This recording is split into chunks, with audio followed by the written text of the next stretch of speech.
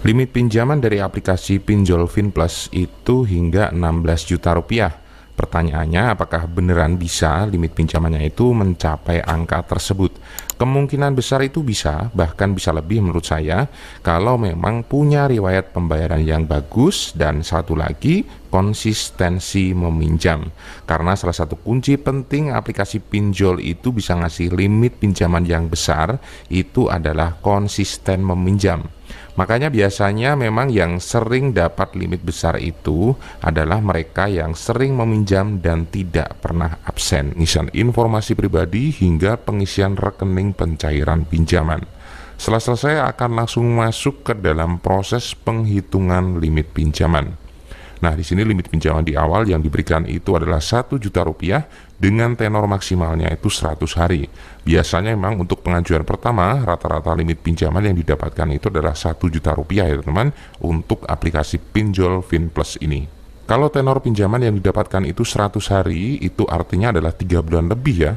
Dan di sini kalau minjamnya itu 1 juta, itu total pengembalian pokok plus bunga itu adalah 1.300.000. Atau kalau kita ambil persentase per bulannya itu adalah di angka 10% per bulan, dan kalau kita ambil rata-rata bunga hariannya itu adalah 0,33% per hari. Jadi memang sudah sesuai aturan OJK meskipun lebih sedikit, karena di aturan OJK itu bunga pinjaman online itu maksimalnya adalah 0,3% per hari.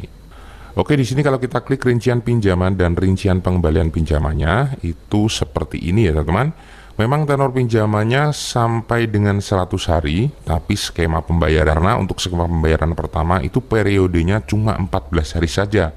Kemudian untuk periode kedua dan periode ketiga itu baru diberikan tenor pinjaman yang panjang, 1 bulan, bahkan lebih.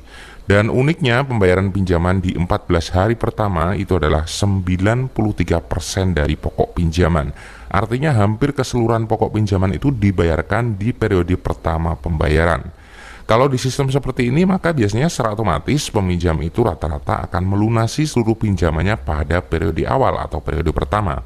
Biasanya hal ini juga dikarenakan karena adanya iming-iming diskon pelunasan pinjaman kalau kita bayar langsung 3 periode pinjaman. Lagian kalau dicicil, kebanyakan para peminjam itu berpikirnya nanggung ya teman-teman, karena pembayaran pertama itu aja sudah hampir melunasi seluruh jumlah pinjaman yang ada.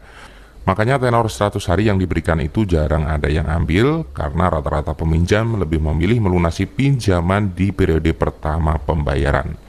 Jadi buat teman-teman, sebelum mengajukan pinjaman di aplikasi ini, harap dibaca dengan teliti jumlah tenor dan jumlah pembayaran pinjaman di awal.